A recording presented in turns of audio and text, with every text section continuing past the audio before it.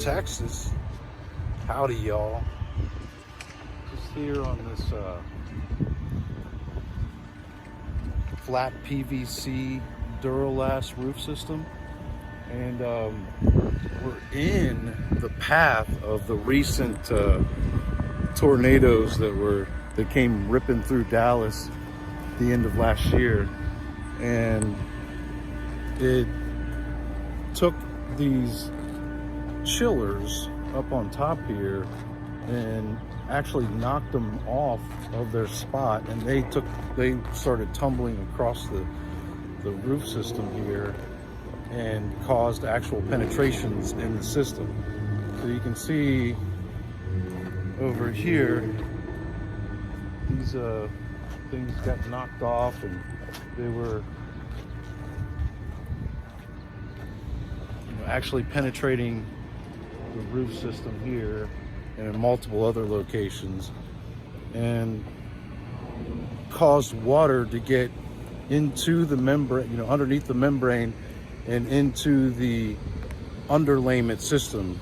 And apparently there is like styrofoam that's underneath of this Duralast here, this PVC, and apparently there was tar and gravel before that I guess the previous roofer came in and just knocked off the ballast, the gravel, stones, if you will, and just went over top of it. They installed that styrofoam over top of that and just went directly over that. So the problem with that is the old tar and gravel, probably like a 3-ply or 5-ply system underneath there also. Who knows what else? That's the thing. Anytime I see these type of older buildings with flat roofs, there's usually almost always something else that was underneath the membrane that you find underneath it, right? Anyway, so who knows what else is under there, but there's a metal deck that's also gotten water. So everything from the membrane up here all the way down to the interior ceilings, water has traveled all the way through. So a wind claim was filed, and the insurance adjuster came out, acknowledged all of the penetrations caused by these units doing somersaults across the roof. They acknowledged that. They acknowledged repair to the membrane, right? And then they said, we're going to send out an engineer to determine if there was enough moisture, or if there was moisture at all, that got into the underlayment, which would require further work, right? Like pretty much you'd have to bring that insulation up to code, bring the deck up to code, etc., etc. It's going to require a full replacement of this roof system, right? Everybody knows that's what we're going after, and that's what they're trying to prevent. So they sent an engineer out, and the engineer wrote a report. And keep in mind, this claim had been filed under wind. And so the engineer wrote up a report and marked everything that's wrong with this roof, other than anything that would actually be covered damages, right? They didn't write up any of that stuff. They didn't acknowledge anything else. And so when I come out here to inspect this initially, I'm looking for moisture, because that engineer that the insurance company sent out here determined that yes, there was moisture that got into the roof system, but that moisture did not, it's not there anymore, and so it's not required to be addressed, okay? And that's not really how it works, okay? But nevertheless, that's what they decided. And so I could look at that a number of different ways. One is, look, they've already acknowledged that there's moisture in the underlayment. So boom, I win, right? Maybe, but I want more than that. And so I've already had a drone thermal scan conducted. So there's already a drone that came out here at nighttime and took a look at the roof system from way up in the air, okay, and determined that there was moisture still in this roof system. But you know, just to get a better check, like they're going to come back out and fly it even lower so I could just kind of double check. But also, I'm out here in person with this bad boy with a Flir E60 thermal imaging camera so that I can do handhelds, right? And that's what I'm doing out here, is looking at more evidence. And what I'm seeing is, you know, I first come out and I start looking at where are those penetrations, you know, what's it look like around those penetrations. You know, from the drone images show, the drone video and the images, they show, you know, like heat coming around where the AC lining is back there, right? And all of the vents and stacks and things like that, where you would expect to see heat, right? And around these AC units. But if there's any moisture trapped in the roof, i.e. around where there's actual openings, where there's penetrations and where we know water traveled through it, is there moisture still in the roof, right? The answer is absolutely, there's still moisture in the roof, right? And so that's what we want to do, is actually prove. So I mean, the engineer says there's not enough moisture, but there's no documentation that they submitted to show that, right? And so that's plan number one, is to come out here and find the moisture that's in the roof so that we can have documentation to prove otherwise. And because they already sent out an engineer, you could pretty much bet that we're gonna have to get our engineer to come out here and do a better engineer report. Meaning, you know, most of their engineer reports are kind of cookie cutter reports. Like they cut and paste, and they don't really have a lot of good documentation. And so there's like real easy stuff, right? Tears and they notoriously will mark things that are wrong with the roof, like wear and tear, mechanical damage, but that wouldn't be anything covered. Okay, so that stood out to me on this one. Not only that they admitted the water damage, but you know, the engineer, because it's an engineer, you're going to have your own. See, they look at it like engineer is like, if you think in terms of like an expert witness, they look at it like that engineer is an expert witness. And if you were to compare the engineer to the adjuster, the engineer is more of an expert witness, more qualified to determine, you know, damage. And the contract, the policy that the client has, you know, says that the insurance company only pays out money when there's actual damage. So if they have an engineer that comes out and says it's not damaged, then the adjuster actually can't pay for it. Now, I've had a couple times where I've gotten the inside desk adjuster to overturn that, but usually I'm gonna have to go get an engineer where that engineer determines that there is damage, and they write it up more detailed, and they do a much better job. And then when that engineer report is submitted, it's viewed as, you know, equivalent as the engineer that they hired, state certified engineer, right? Both of them being more qualified to make that determination than the contractor, like myself, and or any adjusters, right? Including building consultants also. And so if I can cut them off of the pass and get an engineer to prove that, yes, there's still moisture in there, and I wouldn't bother setting out to do that until I can prove that there is moisture in there, which I've just done. And them taking that data and showing that there is moisture in there and getting that submitted to the desk adjuster, right? However, when I came out here and did discover, you know, slam dunk, right? I did discover moisture where all the penetrations were and in other places. What did I also discover? Hail damage. So there's hail damage everywhere on this roof system. And I have asked around so far and haven't heard anything about anyone who has acknowledged any hail damage, right? So I want to know, did the engineer say anything about hail damage? Because look at this. We've got, just a little loud in here, but look at this. We know for a fact, right? We know for a fact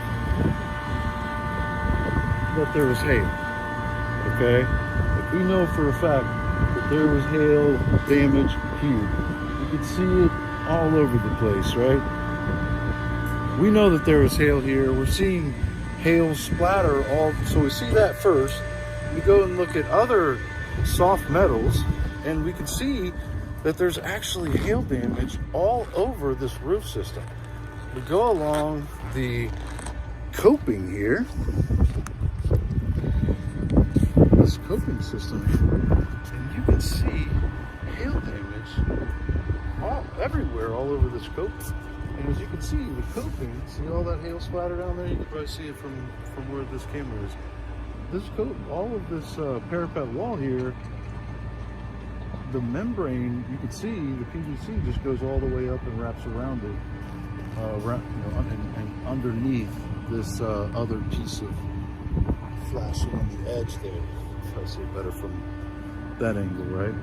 And so once you have that, so that's next, right? So I start looking at the soft metal, then I see that, and I'm like, huh. Well, I mean, I can feel that there's dents underneath the Duralast, underneath the PVC, up on top of the coping, which is on top of the parapet walls. So I'm going to use some magnets and things to show those divots, those dents in the actual coping underneath the membrane itself. But I'm also actually seeing punctures and penetrations where in the membrane itself. And so I'm seeing that. And then of course I just follow all along the roof system, right? And I'm seeing just hail damage all over the place. And so my thoughts are, what do you do with that now, right? We've got hail damage all over the place. What do you do with that now that you've established that, okay, there's moisture trapped in the underneath the membrane, in the underlayment, and the decking is wet. None of it's up to code, right? So you have all of that going for you on a wind claim that they did approve. They did approve like basic repair, and there's a very high deductible. And so the interior damages they approve, there's lots of interior water damage. They approve right up to the deductible amount. So you can kind of see what they're doing, right? There's lots of hail damage out here, right? You can see what they're doing. But look, did the engineers say anything about hail? If not, why not? I could tell you why. And did the adjuster say anything about hail? I don't think so. As far as I can see so far, I don't think so. Why not though? I can tell you why. Because, very simply, the claim was not filed as a hail damage claim. Imagine that. The claim was filed as a wind damage claim. And so what does that mean? That means that even if they found hail damage, it wouldn't even be relevant because the claim is for wind. And you've probably all seen insurance companies actually do good by their clients. Get some roofing going on over there. It's not my job. Whoever's job that is, comment below. Let's have lunch. So that's if it says wind, right? Some insurance companies will notice that and they'll find hail and they'll combine them over into one claim. But most of them, especially on big high dollar deals like this, they're going to deny it wherever they can, even on a loophole. And that's really what that is, a loophole, because chances are nobody was going to even notice that. Nobody was going to do that. So everybody's over here fixated on the wind claim, and everybody's going to be over here trying to fight the results of this wind claim. When here comes me like, hey, you don't have to fight that at all. The client just needs to file a brand new hail claim. And the thing is technically you can't tell a client to do that. Like, you can't advise a client that they have a claim if you're a contractor and that they should file a claim. That would be technically, I know everybody does it, but I'm just telling you the rules. So I'm in Texas too, so that would be steering someone into an insurance claim. And I believe it's even illegal for PAs and lawyers alike, and so definitely illegal for contractors. A lot of people, they actually help their clients file the claim. Some will file them for the client. That's technically a no-no. So, but can you say, hey, we have other clients in the area, and we've noticed that they've had damage, and so they filed insurance claims, and the insurance adjuster came out and they approved the damages. And we've worked with the adjuster about our pricing and scope of damages, et cetera, right? So, I mean, there's other ways to say it, but to me, that's the real solution here, is that the client needs to file a brand new hail damage claim. And what would happen? Hey, you tell me. What happens when you file a claim? When you file any kind of a claim, what happens? When you file a brand new claim, what happens? Anyone? Can anyone tell me? Any of those roofers over there? Can you guys tell me over there? Yeah, they can't hear me. I can tell you, and I know you're all answering this right now. What happens when you file a new claim? They send a brand new adjuster out to inspect the building for the claimed loss, right? That's what they do. They send out a new adjuster, and they have to look at it with fresh eyes, start from scratch, and start at the beginning. Now, can they use any previously filed claims as corroborating documentation or other supporting information? Sure they can. But to me, that's irrelevant. That other claim is irrelevant because that was a wind damage claim, which actually is a real loss here because, because of that high deductible to get this done, then they would have to pay 2 deductibles because there's already the other deductible that's open for the interior, which I believe, once it's written up correctly, it'll be far past the high deductible where they have it written up to in the beginning that I mentioned previously. So I do think that we can get that number up significantly, and that'll help a lot. But then we're left with a second deductible here for the hail damage. And so for that reason, I think if we're successful on the hail damage claim and we get payment, get them to buy the roof based on that, then we go back to them, because I think we're going to probably have to get an engineer involved anyway, even for the hail, just to prove out of the gate that there's hail here from that, again, state qualified, certified engineer, the expert witness, so to speak, right? I think we have to do that anyway. And so if we do that, when you hire the engineer, you don't have to hire them as just one cause of loss, right? You can hire them for a couple different causes of loss. So you can hire an engineer to come out and take a look at it for both wind and hail and get them to write up the results for both of them, right? And so like you have that, coming out of the gate, you have that engineer report. Then it comes the question of, do you show that report to the brand new adjuster when you file the new claim? You could, and there may be reasons for doing that, be here. But I don't think you do. I think probably the better move, now that I think about it, and I've been thinking about this for quite some time already and strategizing, is I think you let the new adjuster come out and see what they have to say about what they see on the hail, right? And let them come out and walk in it, so to speak. Let them step in it. See what they have to say about everything. So I'd let them come out and see if they, because maybe they come out and buy the hail right away, right? Maybe they come out and they acknowledge that there's hail damage and they at least approve the membrane and maybe even any like ISO boards that needs to be added to bring it up to code right out of the gate. And if they do, then we get them to include later after we do a core and everything, the removal of all of the other layers that I mentioned previously that are under there, as well as the wet deck. So we go back with a new deck up to code and then new ISO board. And then after that, we also have, what do we go back with? So we can go back with PVC, and they would owe the full RC value of the PVC, right? Whatever it is that we go back with. And they would also owe for the ISO board, right? and the deck to bring everything up to code. But then the next thing is, what do they owe for the removal of everything? So yes, they owe for the removal of every single layer that's there. Now, what about all those other layers? Do they owe to replace those other layers? Yes and no. So hang with me here. They don't owe the contractor for those other layers, right? They just owe the contractor full RCV value by way of the policy order, technically. But none of that money goes to the contractor except for the RCV of what actually goes back. But on the items that you had before, that are there now, that are existing underneath this now, items that we're not going to go back with, what do they owe for that? Well, nothing, right? Because it's illegal to go back with multiple systems. But again, we're not going back with multiple systems. We're only going back with one. So they don't owe the contractor for any of those other layers going back.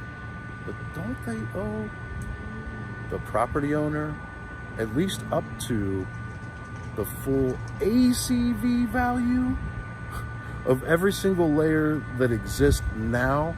Because isn't that property of the building owner that's here?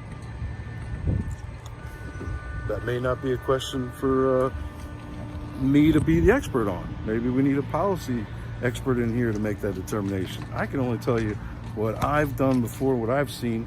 And that was actually, by the way, initially taught to me by a State Farm adjuster on a commercial job, go figure, which I don't usually see State Farm on commercial jobs.